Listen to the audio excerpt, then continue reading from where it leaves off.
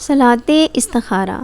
حضرت جابر رضی اللہ تعالیٰ عنہ سے روایت ہے کہ حضور صلی اللہ علیہ وآلہ وسلم ہم کو اہم کاموں میں اس طرح استخارہ تعلیم فرماتے تھے جس طرح قرآن پاک کی صورتوں کو یاد کراتے تھے، اور فرمایا کرتے تھے جب تم میں سے کوئی اہم کام کا ارادہ کرے تو 2 رکعت نفل نماز پڑھے اور پھر استخارہ کی دعا۔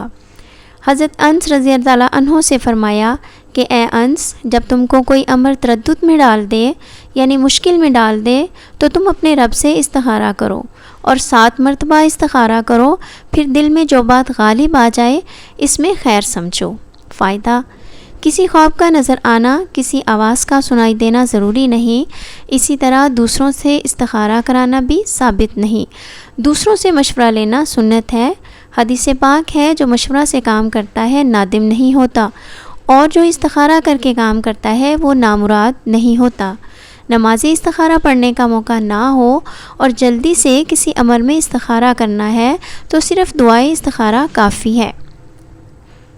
دعائے استخارہ بہت مختصر بھی ہے، ڈیٹیل میں بھی ہے، آپ جس سے چاہیں اختیار کر سکتے ہیں۔